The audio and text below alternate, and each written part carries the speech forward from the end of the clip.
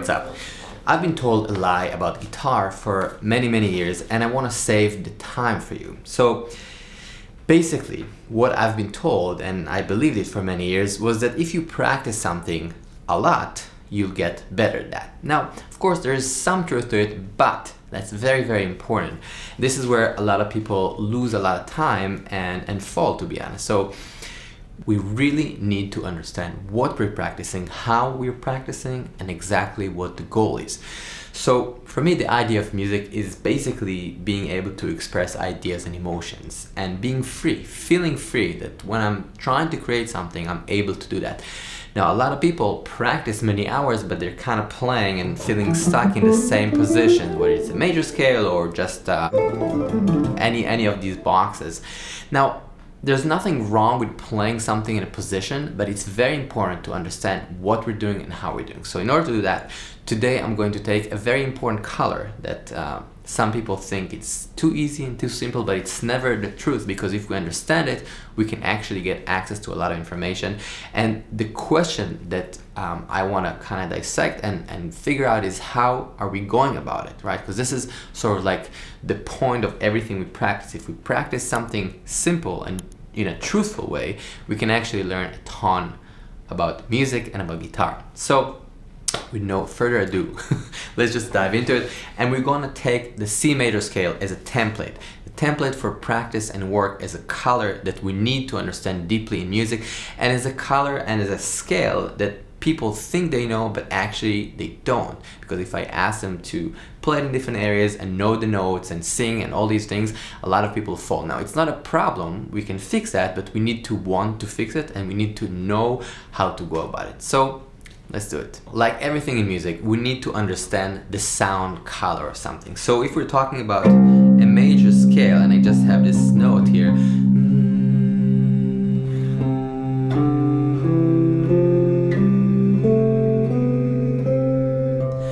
this is the sound. Now, theory is important, everything is cool and you know, viable, but we need to understand that music is about sounds, about tension and release in relationship to a center.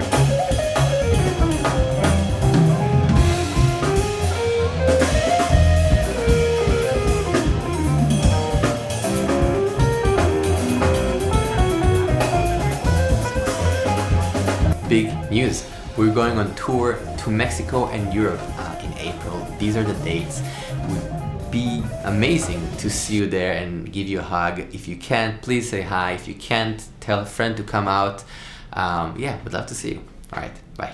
We're using sounds, so we need to kind of feel the sound of that scale that we're playing and practicing, and even try to kind of find our own words to the sound of a major scale. For example, this sound, C major scale, versus, for example, a pentatonic scale.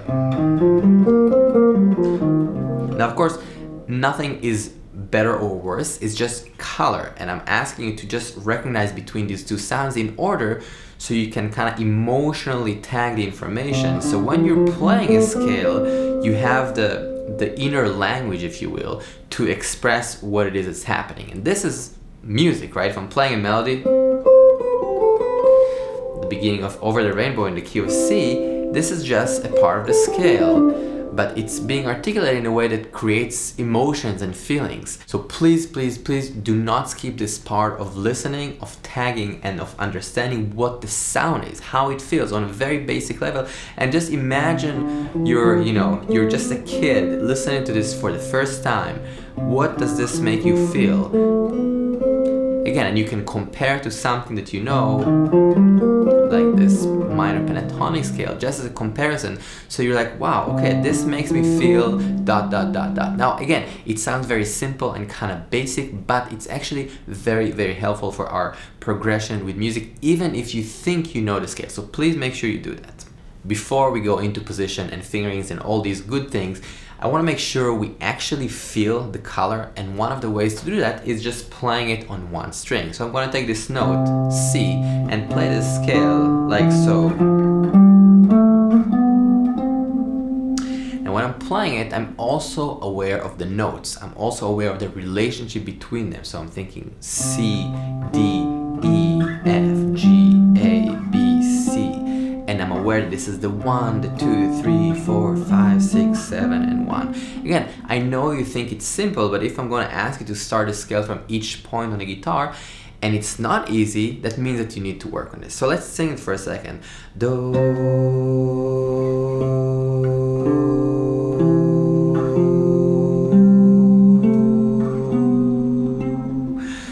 Very simple actions, but actually very, very fruitful, because once you do that enough times, you start feeling the feelings of each one of the notes and you start understanding the relationship, which would make everything easier. It will make listening easier, it will make improvising easier, it will make transcribing easier, etc. So I'm here to save you a lot of time, and I wish somebody showed me this scale in this kind of format when I just started playing. I had to figure it out, which is okay, but again, I want to save your time, and I know people kind of fall on this point of saying, it's fine, it's fine.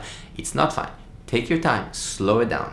If you're filling out this video, it would mean a lot if you can hit, smash, click the like button, maybe drop a comment, and if you haven't done yet, please subscribe to the channel. There's a lot of content and video of that nature that maybe would be helpful for you as well.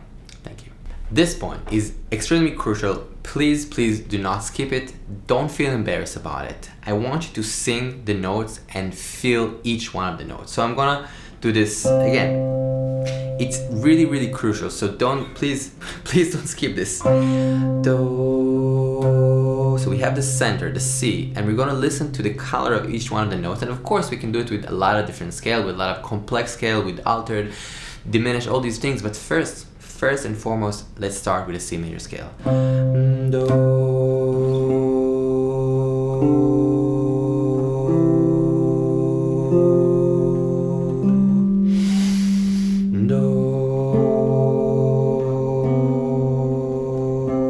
So now we're listening to each one of the notes between C, what I'm singing, and the scale, right? And you're hearing this tension between C and D. This is how it sounds, this is how it feels, this is how it makes me feel, and I can call it in a name, versus C and E, the 1 and 3, the 1 and 4, 1 and 5, 1 and 6, 1 and 7, and an octave, basically, C and C. The same way, we can do the opposite way, where we sing it. We'll do it really quickly. Do, re, mi, fa, sol, la, ti, do. And I'm not trying to be an opera singer, I'm not trying to be a great singer. I'm just trying to sing the notes and make sure that the mental image that I have of this color, of this scale, is accurate. And if you need some more time, it's totally fine. But please, everybody can sing, everybody can do this, and it's important as guitar players, as musicians, as people who want to create with sounds to do that. So again, please don't skip that. Even if it's hard, that means that you need to kind of break into that wall. So take 2-3 minutes a day in the car by yourself, sing it. Don't be ashamed. It takes time to develop this control of the muscle memory in your throat, and connect the finger, the ears, and the mind.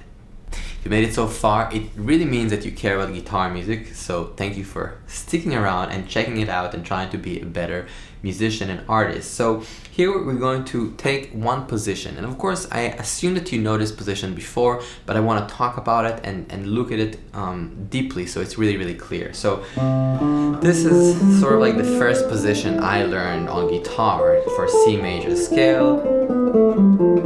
There are a few variations that we can do this, but first I want to keep this shape really clear. So I'm starting with my second finger on C. I'm playing this slowly but surely, and when I'm playing, if I'm stopping here, for example, and I'm asking you, what is this note? I want you to very quickly note this is E, and E is the third note in the scale, so C, D, E, right? So again, the scale is just a sequence of colors, of sounds, and the fingerings is, it's important, but the most important thing is that we connect those notes into our inner self, if that makes sense. Wow.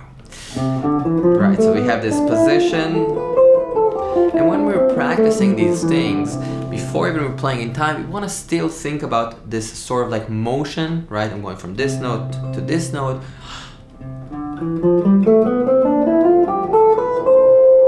And it could be a little crescendo, it could be a little softer, a little louder, it's fine, but there's some intention, right? it's still sort of like a melody. So when you're practicing these things, try to not break the music and the mechanical things. Of course, there are some motions and mechanical things that we can practice, it's fine, but still find the music within them, right? Because if it's just a movement of fingers, you can just do this, whatever. But there's music, there is intention, and I think that makes a big difference when we're practicing and when we're playing. And I feel like I'm trying, when I'm practicing and creating, to try and bridge these two things. So when I practice a scale, it's a scale, but it's actually also a melody, and it's also an expression of some emotion, or at least a template of creation. So I know sometimes this is a lot of kind of like talking about something, but the truth is this is important, because if we see it in this sort of way, we can actually connect to the sounds and therefore internalize them better, and therefore create faster. And this is the whole purpose of our communication. The way I see it, this channel is just to help out and do things a little faster than maybe if you would do it in a different way. Yeah. So again, this is this position. Know each one of the notes that you're playing, and it's very helpful at times to kind of mix one of the exercises we did earlier, so just singing the bass note.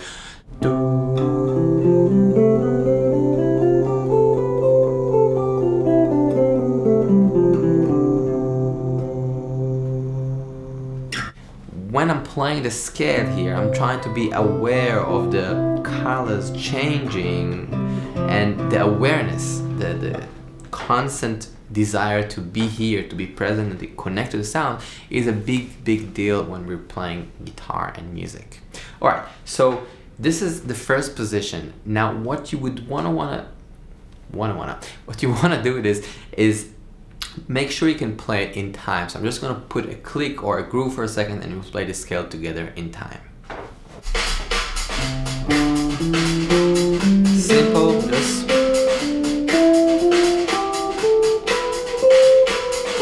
relaxed, with awareness, listening.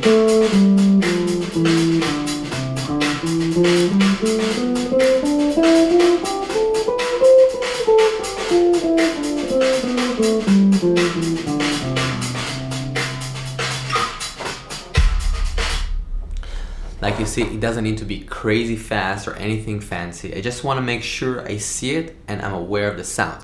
If you practice different things in this sort of way, in a truthful, honest way of understanding, seeing the relationship, singing the notes, and really trying to figure out what's happening here, it will make everything you do way easier. Of course, this is applicable for pentatonic, diminished, augmented, all these colors. Once you do that, you start understanding the relationship within music, and of course, it takes time, I understand, but it's just a faster way to actually get where you want to get, and this is being free. I believe so.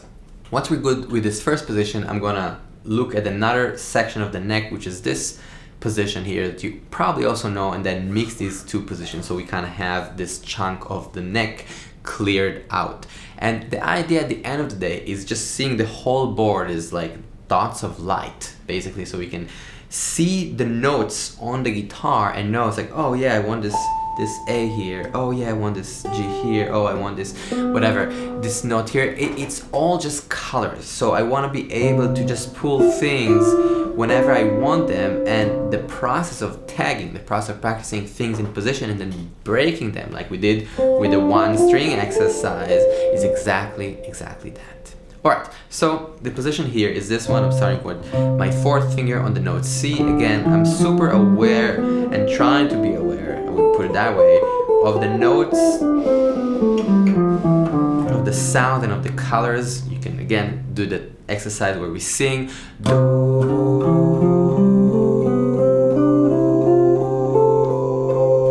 or you can sing with the guitar, so do, re, mi, fa, sol, la, si, do, re, mi, fa, sol, la, si, do, si, sol, fa, mi, re, do, si, sol, fa, mi, re, do. I sing solfege, you can sing letters C, C, D, E, F, G, A, B, C.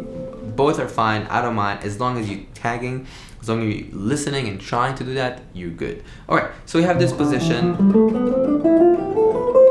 as a second option here. But now, I want to try and start mix those two and see them as one unit. So what I would do is I'm going to put that groove and try and consciously move between those two sections. First one, shifting, shifting. So the idea here is, again, just moving between those two colors or shapes. Shifting, shifting. And you can try and challenge yourself. Shifting, shifting. Just going back and forth between those two. Shifting.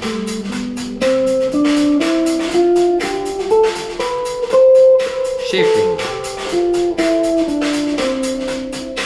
The point is making sure that you're being challenged a little bit to learn more information and to be more flexible with the information, right? A lot of us heard about C major scale. A lot of us can play 1, 2, and maybe even 5 positions. But if I stop you and ask the note, if I ask you to sing, if I ask you to see it all across the board, oftentimes we'll find issues. And it's totally fine. That just means that we need to look at this piece of information, that beautiful scale, in a different way, different angle. Hear it, sing it, and check it out truly and in an honest way. The next place, and a very important place to be, is creating something with that framework. So I'm going to take the C major scale in those 2 positions and create something simple but truthful. I hope. Let's try.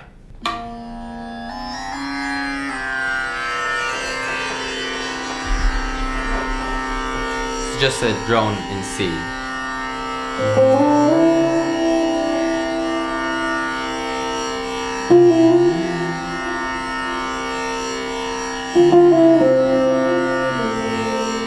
The 6th.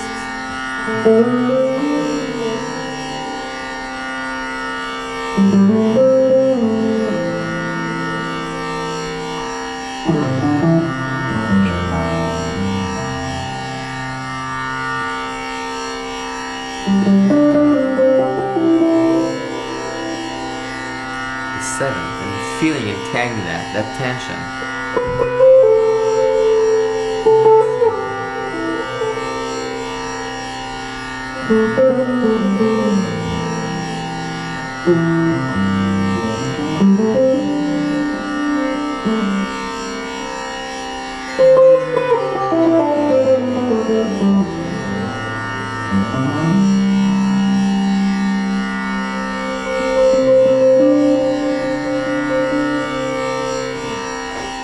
Right, so all I'm asking here is just to basically listen to the scale and take notes out of time and feel how they feel against the center. This is just a drone in C. You can use YouTube. There are like cello drones. I'll put it in the link as well so you can check it out. You can use anything for drone, a freeze, a loop pedal, anything that you care for. It's very easy to do. The whole point is just feeling the center and being able to create with this context of the scale. Thank you for hanging out and listening. I really appreciate it. I'll see you very soon, I hope.